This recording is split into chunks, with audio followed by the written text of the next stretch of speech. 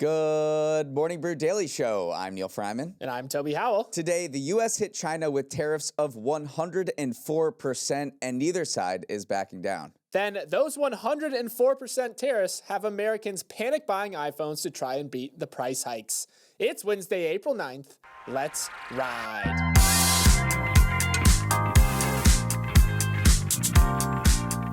Obviously, a huge day for the global economy, but before we get to that, let's head to humble Teaneck, New Jersey, where two teams staged what has been called the worst baseball game in history. Lehman College and Yeshiva University, both D3 schools, met after having lost a combined 141 games in a row, 42 straight losses for Lehman, and 100 games for Yeshiva. So when they met, someone was going to snap an epic losing streak. It certainly wasn't pretty to watch, but Lehman College won 7-6 in extra innings, their first victory since 2023. But all was not lost for Yeshiva. These two teams actually played a doubleheader, and Yeshiva beat Lehman in the second game, winning for the first time since 2022. So a fairy tale ending. Both teams got their first dub in years. In the worst baseball game of all time, both teams came out winners. Still, though, Yeshiva's 100 straight losses are not even close to the worst losing streak of all time. That belongs to the Caltech Beavers from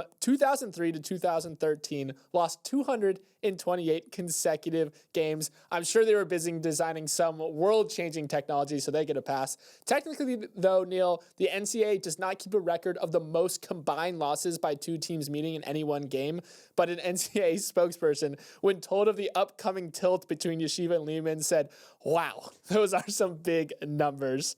Speaking of numbers, let's hear a word from our sponsor, Tax Act.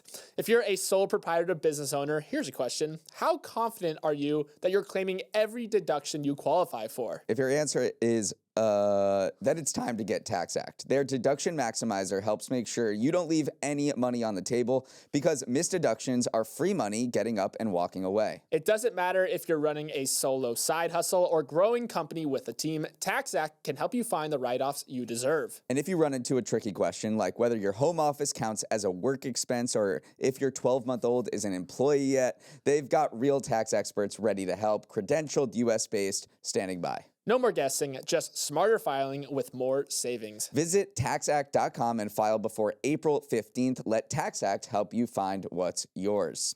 You are waking up to a whole new world, and it's anything but a magic carpet ride. Just after midnight, President Trump's so-called reciprocal tariffs went into effect against 86 countries, including more than 104% tariffs on China, the world's second largest economy. This brings America's average effective tariff rate well north of 20%, the highest in more than 100 years. Trump and his economic advisors argue a trade war is necessary to level scores with bad actors and bring back manufacturing jobs to the U.S., and this is a once-in-a-lifetime opportunity to do that. At a Senate hearing yesterday, Trump's top trade official, Jamieson Greer, said the U.S. economy was facing a moment of drastic overdue change. Wall Street leaders have forcefully disagreed, criticizing the size of the tariffs and the bizarre way they were calculated. Banks like J.P. Morgan are now predicting a recession, and financial markets have lost trillions in value in the past week alone. Even as stocks spent most of the yesterday in the green, they tanked into the close, ending deep into negative territory. The S&P 500 is now at its lowest point in more than a year.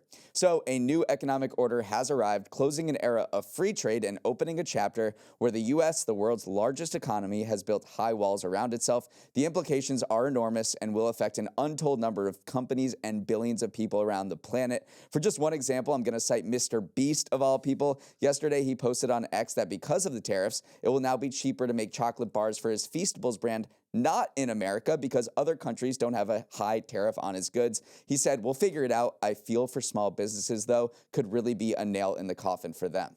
These two countries represent roughly 43% of global GDP, so it's just a massive, massive portion of global trade that we are now essentially layering a tax on. And here's the thing, China is not backing it down either. In fact, they're digging in. They vowed to take, quote, resolute and effective measures after Trump's 104% tariffs went into effect, and they also vowed to fight to the end. So it's very, very clear the message that Beijing is putting out right now that we are not backing down at all. And in fact, they scheduled, these counter tariffs to go into effect exactly 12 hours after Trump's tariffs went into effect. So right around noon Eastern today, their 34% import taxes will kick in as well. So we are seeing the counter actions to Trump's actions. Neither side is blinking. On the U.S. side, Treasury Secretary Scott Bessent said that, China is playing a losing hand. Quote, "I think it was a big mistake, the Chinese escalation, because they're playing with a pair of twos. What do we lose by the Chinese raising tariffs on us? We export 1/5 to them of what they export to us. So that is a losing hand for them," even as the Trump administration officials have said in recent days that they're holding calls with more than 50 countries. They cited, a good call with South Korea. They're trying to throw markets a bone here by saying that these are part of a larger negotiation with China, which is the big kahuna. It looks like the gloves are absolutely off. Yeah, but the most difficult part of all this, if you are kind of a global trader right now, is the different sound bites coming out of the Trump camp, because the Treasury Secretary Scott Bessent told CNBC Tuesday that 70 countries do want to discuss deals with the White House, but then White House trade advisor Peter Navarro said tariffs are non-negotiable. So you're kind of hearing opposing things, sometimes even in the same sentence from these officials. And then, of course, you have one very vocal member of the Trump camp, Elon Musk, who is not so happy whatsoever with the tariffs. He has fully broken away from their supporting this kind of tariff policy. He has said a lot of things about Peter Navarro in particular.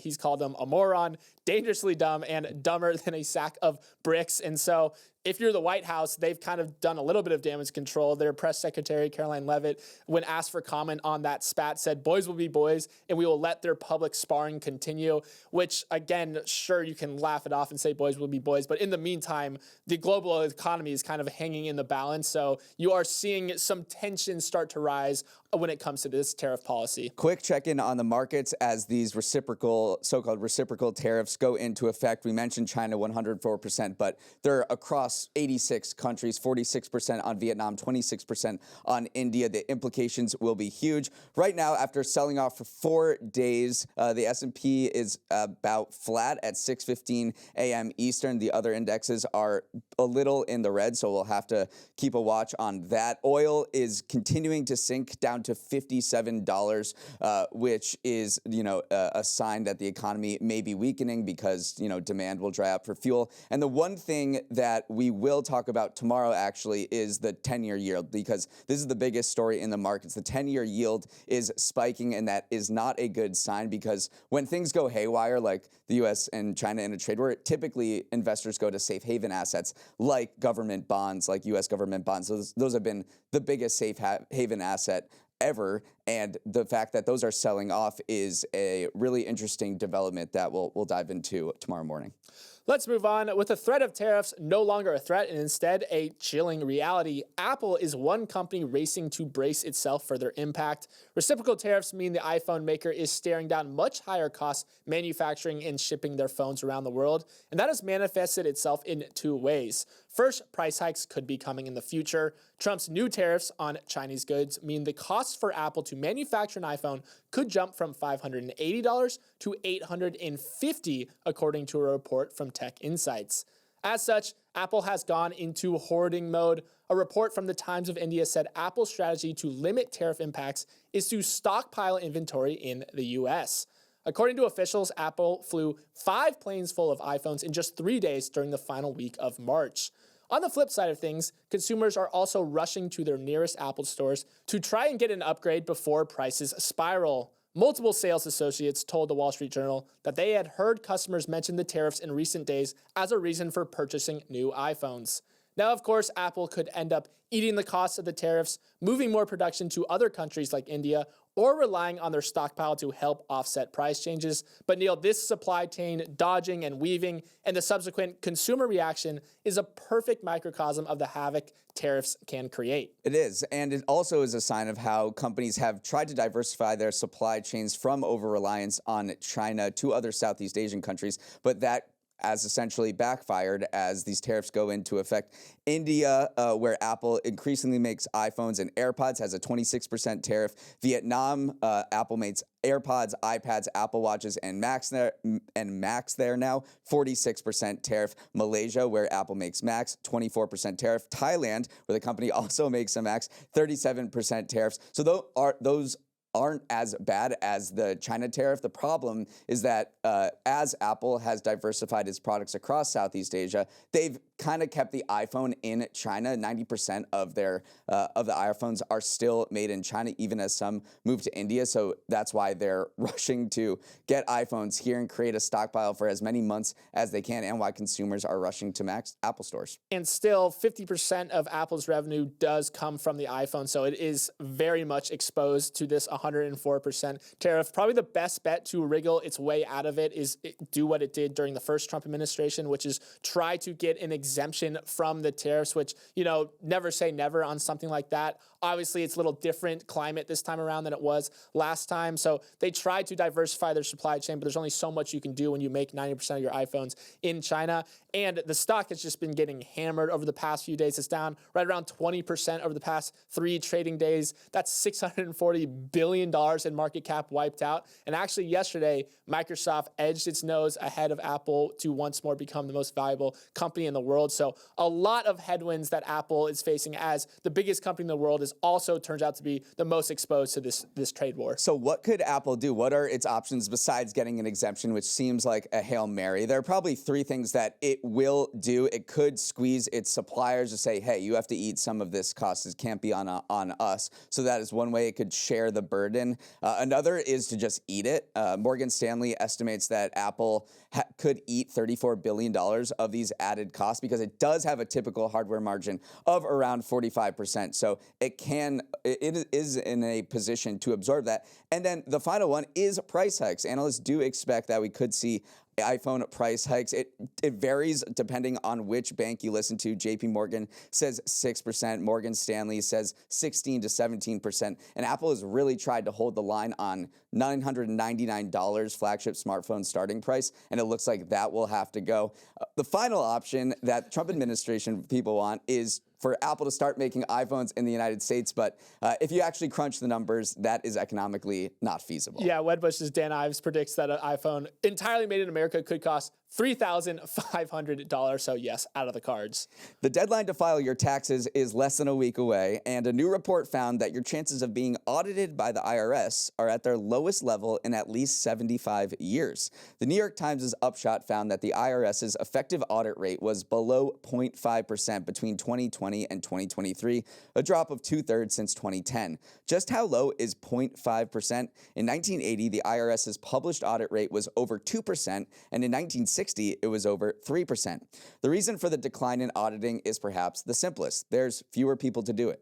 The IRS hemorrhaged workers from 2010 to 2020, cutting its headcount by about 20% over the decade. And in addition to having fewer people, the IRS got an even bigger workload with other programs like the Affordable Care Act and the Child Tax Credit getting foisted onto it. Since the IRS collects 95% of federal revenue each year, fewer audits could mean less tax collections for the government and widen the national deficit. That already seems to be happening. For 2010 returns, the IRS collected $11 billion in additional revenue through personal income audits. For 2019 returns, which are still not yet finalized, the agency collected just $4.5 billion. Toby, some celebrate fewer audits, saying they constitute harassment of taxpayers. Others say it's necessary to catch tax dodgers, especially for high-income households and corporations. And it's looking like these audit numbers are not going to go up anytime soon because the current administration is targeting big IRS cuts to the workforce. Roughly 25% cuts are probably in the cards, and a decrease in staffing would inevitably lead to fewer audits.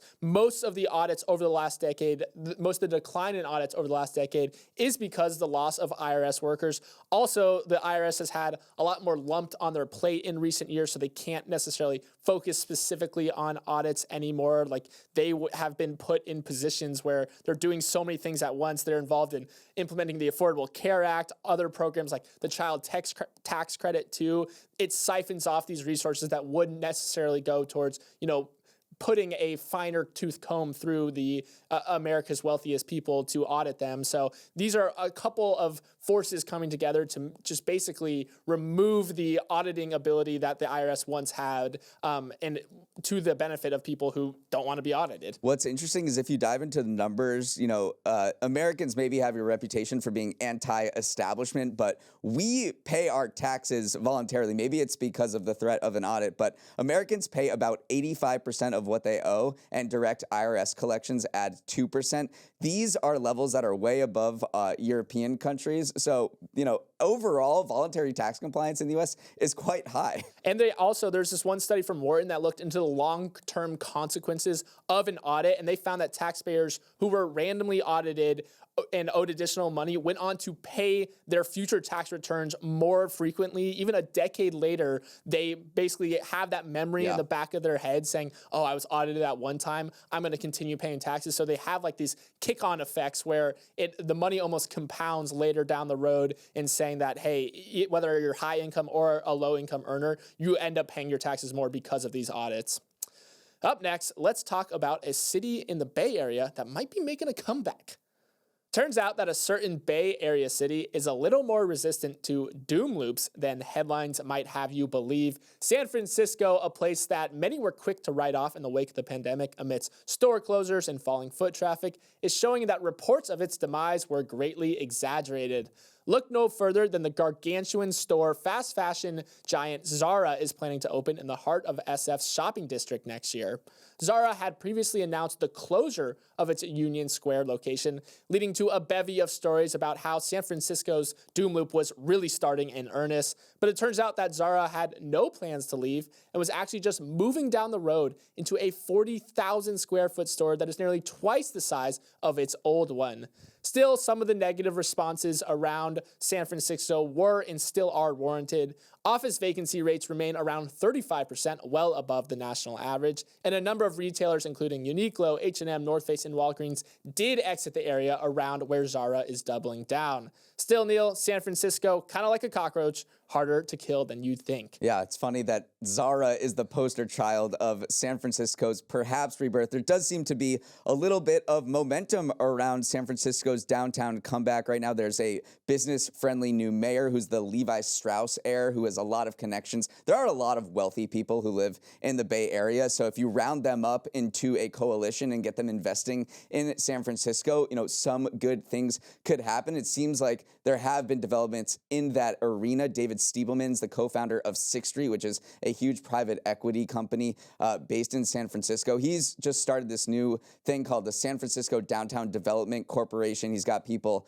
like Meg Whitman, the former CEO of eBay, on his board, some real heavy hitters. They're trying to marshal private capital to invest in downtown spaces, and I don't think they were responsible for bringing Zara back, but they can probably mobilize a lot of investors to come in and say, like, look, it's all about narratives, right? So if you can say San Francisco is coming back, crime is going down, this is something that we believe is happening, we're long San Francisco, invest here, and then it's a self-fulfilling prophecy. Yeah, the mayor, Lurie, was out yesterday kind of heralding this as the return of San Francisco's shopping district, and Zara isn't the only one betting on San Francisco. Obviously, you have the entire AI industry that's kind of taken up shop there, but also Nintendo is set to launch its second U.S. location on the same street, on a nearby street next month. And then also you have some grocery stores that are planning to open in San Francisco City Center in the winter. And then even some luxury brands like watch brands that I can't even pronounce are setting up shop, new boutiques in the Union Square shopping district in 2024, which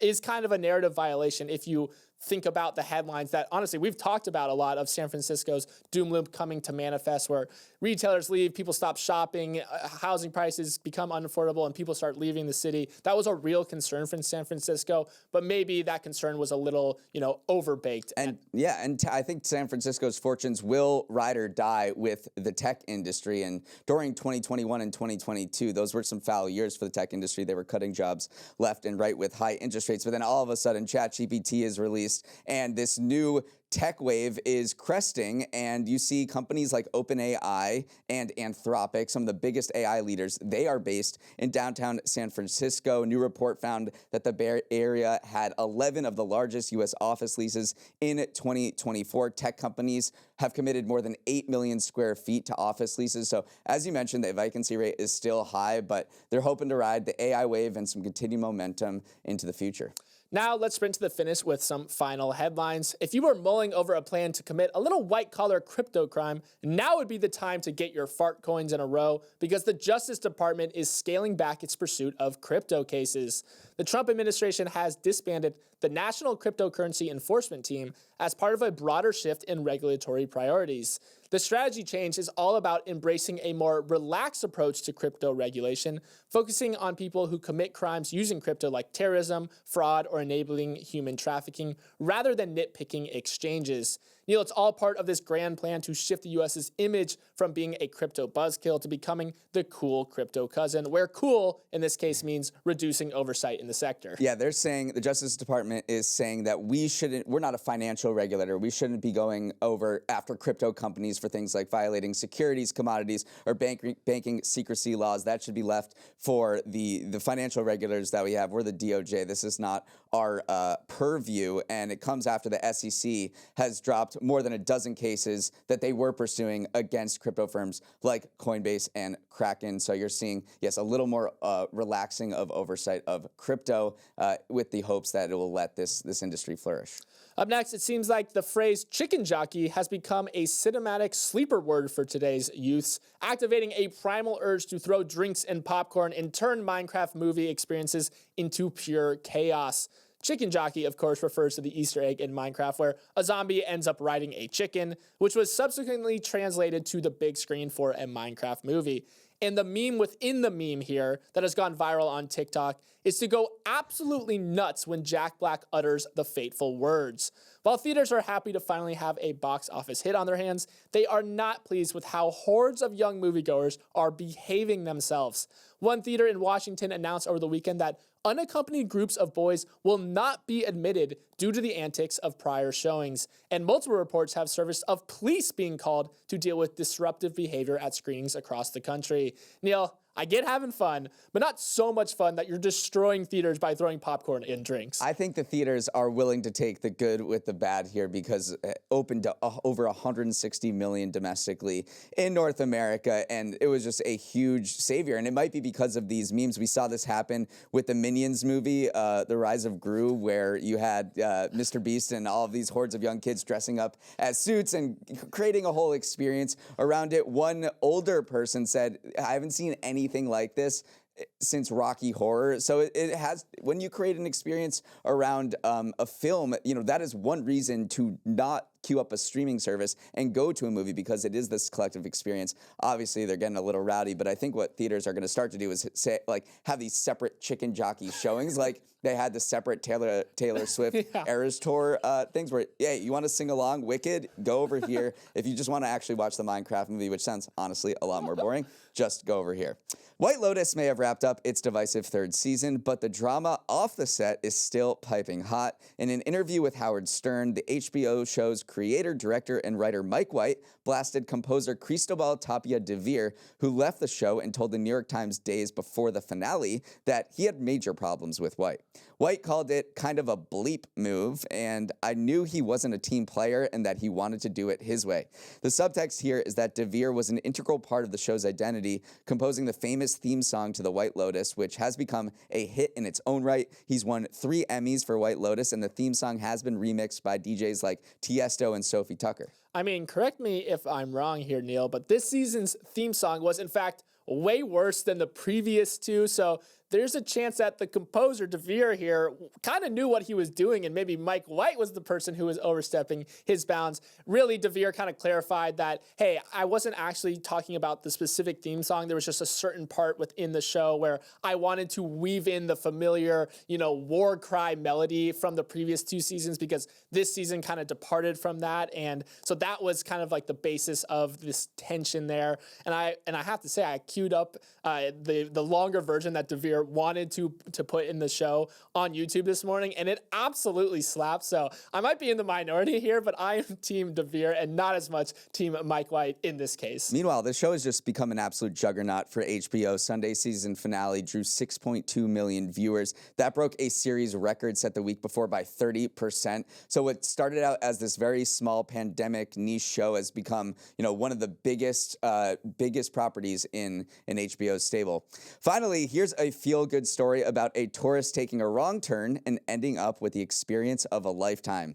Evan Johnston, a 21-year-old from Arizona, was in London and boarded a boat near Tower Bridge thinking it was the classic touristy hop-on, hop-off tour of the city. It was not the right boat. Instead, it was a party boat chartered by around 150 supporters of the low-level English soccer club Southend United, who were sailing to attend a high-stakes match against Sutton United. Johnson said he suspected something wasn't quite right. They seemed to know each other and were making chants I didn't understand, he said. But when the Southend fans caught wind that they had a lost American stowaway on board, they embraced him, and eventually he was drinking and dancing with everyone. He ultimately attended the game, had a blast, and says, "I'm a Southend fan till I die now."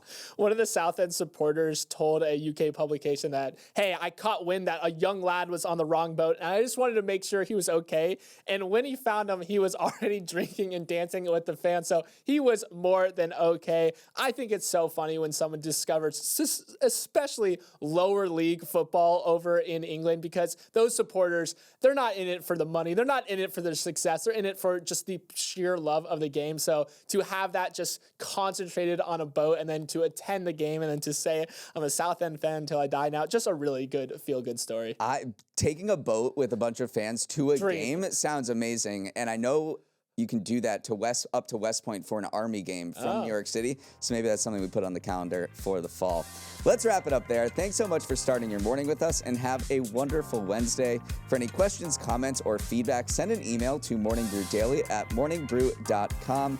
Let's roll the credits. Emily Milliron is our executive producer. Raymond Liu is our producer. Our associate producers are Olivia Graham and Olivia Lake. Garrett Peck is on audio. Hair and makeup is Team Mike White. Devin Emery is our president, and our show is a production of Morning Brew. Great show today, Neal. Let's run it back tomorrow.